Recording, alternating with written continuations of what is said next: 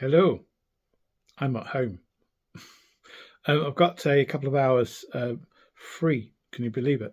Um, so, what can I do in my couple of hours free? Well, thought I'd give the library bus a start and run up the engines and get it warmed up, and we'll see how it's running. Check the oil before and things like that. So, let's get to it. Let's switch on the bus. The two main batteries which run this bus are inside, but I'll just show you these first.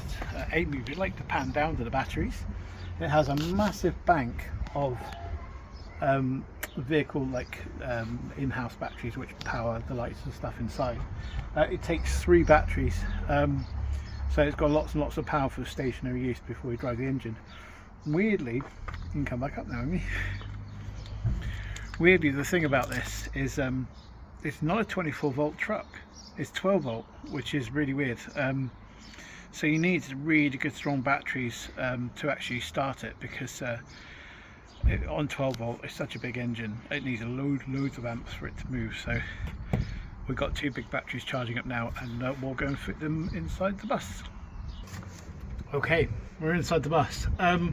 So with the Ford Cargo 0813 12 volt, I would recommend that the minimum amperage you need to start this is 760 cranking hours, 760 cranking hours per battery, which is what we've got here. And this is where the batteries are kept, in this little hatch under the floor. So I'm going to open this up and then I'll turn the camera around and you can see what we're doing in here. So this is the battery holding bay. Let's say it takes 2 of these big old juicy batteries, and I'll pop them in now, and well, let's plug them up. Check that one in there.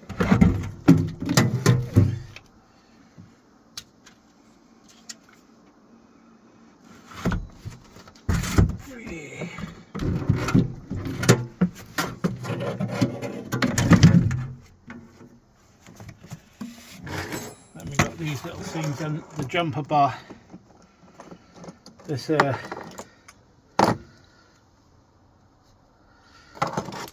is what connects the 2 batteries together.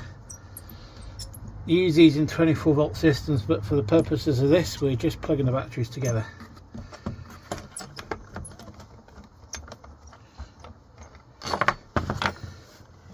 We've got our 4 clips. Make sure we get the right ones round. Now it's got to go right over there. There we go. Now we're not going to connect the negative first, of course. We know that. We're going to connect the positive first, so we don't set fire to our thumbs.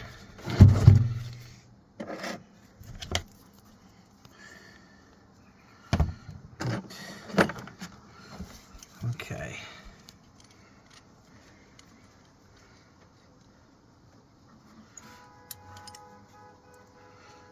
Oh, angry cars. Positive on there. Positive on there.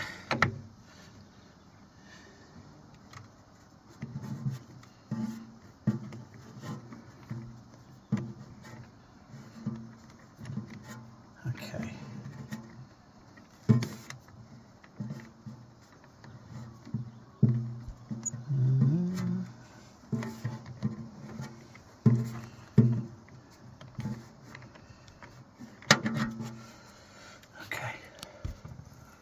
You've got to make sure that the jumper bar fits across here now.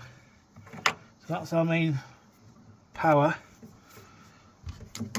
to the vehicle. That goes straight to the starter motor. We'll put all this together now. Oh no, let's not do that now. Tighten up first. Now, a little interesting note for you. These terminals are supposed to be 13mm nuts, but you and I know that over time they don't remain 13mm nuts. Little trick for you guys. I carry 2 other spanners and a 13mm for this sort of purpose. One is a 1/2 inch Imperial, which, as you may know, is slightly smaller than a 13mm. It's like 12.9 or something like that. And then the other one is a Whitworth. This is 1/4 Whitworth, and a 1/4 Whitworth is about 13.1mm spanner. Really useful thing if you're running classic cars or modern cars, you know, anything that's slightly corroded or is a bit tricky. A 1/4 Whitworth, which is what I use on the Series 1 Land Rover, because they're all Whitworth. Those things they're really good. So onwards and forwards. Okay, I guess those guys together. Now we'll plug up the positive. Amy will be learning to do this because she's learning to drive. Because she drives Rovers like me, she's going to have to learn to be a participant in car ownership rather than a spectator. Because modern cars, everyone's spectators, but it's much more fun to be a participant. Okay, right, now we're going to get to the juicy stuff. Now it's all a little bit higgledy-piggledy on this, so we've got to adjust this now a little bit to get that to fit.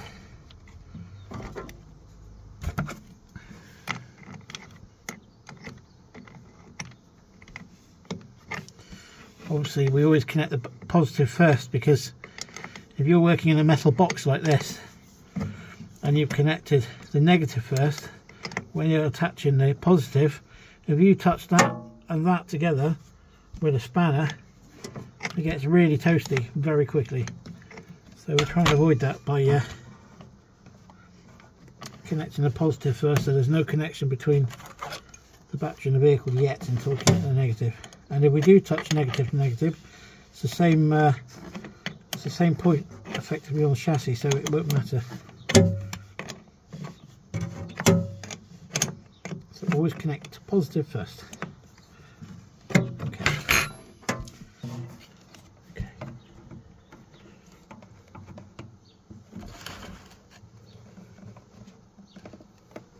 Okay. Well, that's done. So close the hatch. Check the oil before we turn it over. You always want to check the oil, and remember to switch on the isolator switches, otherwise you'll never start and you think what's going on. Right, let's give it a go. So on a Ford Cargo 0813, the water and the oil is hidden in here.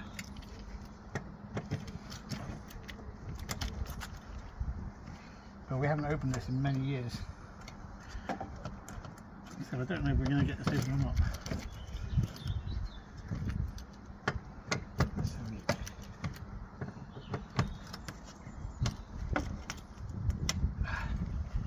We'll come back to you. There we go. That was in there, very seized. So this is where I wouldn't wash it. I'll check the water. Looks pretty good. Yeah, coolant's okay. Check the oil. The longest dipstick in the entire world. On and on. On and on. On and on. There she goes. Let's have a look.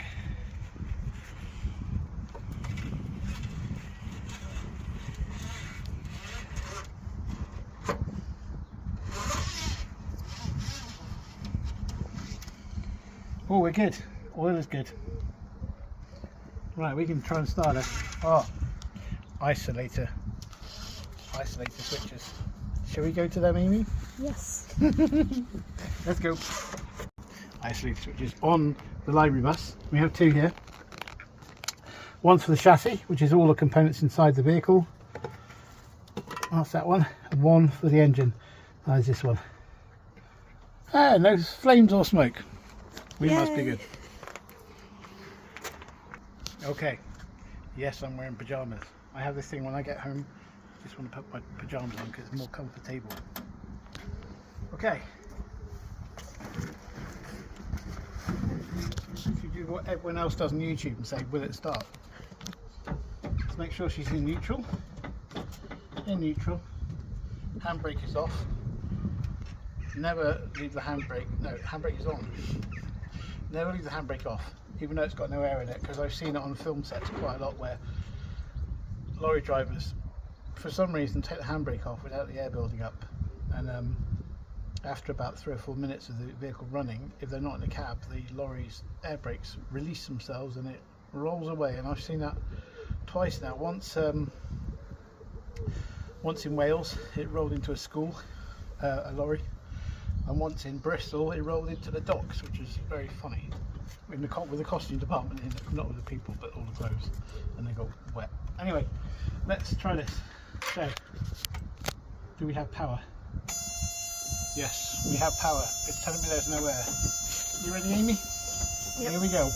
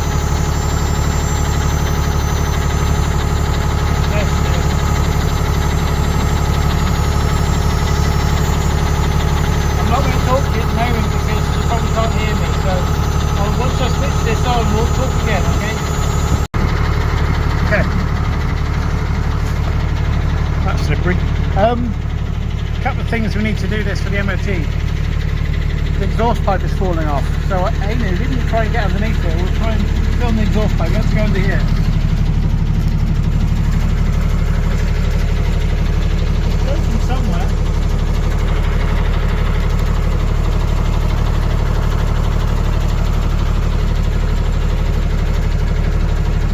I don't know where it's broken, but it's broken somewhere. I can hear it. And then also, with these early bodyworks, I think they're called GRP, where it's a sheet of plastic, a sheet of wood and a sheet of plastic, and over time it gets rotten, it gets well inside that. Come with it, where the wheel axle is here, on the sides, all this wood, it's all rotten. So we need to replace all this, make it safe, otherwise things can fall off, like the water shield has fallen off this, and on this side this is all rotten. So we're going to remove all of this and you know, make it good again. I'm going to get my brother Charles to come over in a few days and we'll redo the back lights and lower light panel, and then I think it's only those two things and then we're good for the MOT, which should be great. This is what I'll be using at Glastonbury and at the military show this year as well. Right, we're going to see if we can move it forward just a foot, just to make sure the brakes are all free and stuff like that. So,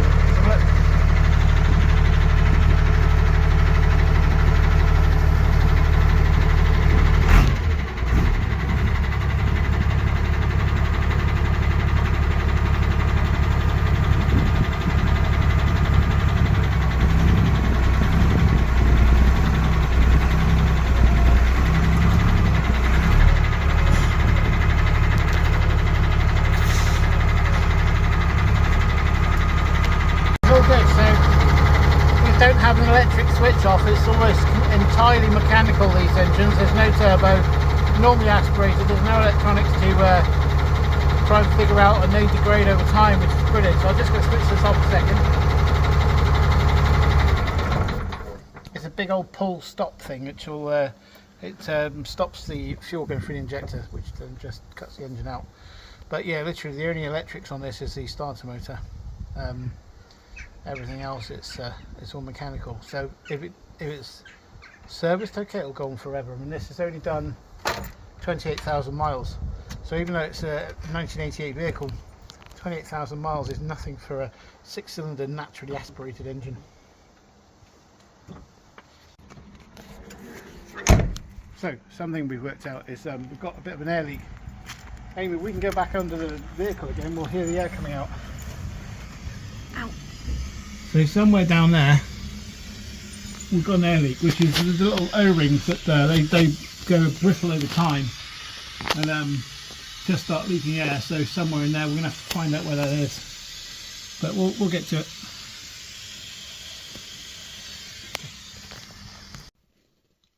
Back inside again. Thank you for watching. We will continue the journey on our library bus. Just say that library buses are a great space vehicle for a motor coach or motorhome, whichever you call it, or a living in vehicle. They have so much already on offer, which is already built inside. So yeah, cool. Thank you.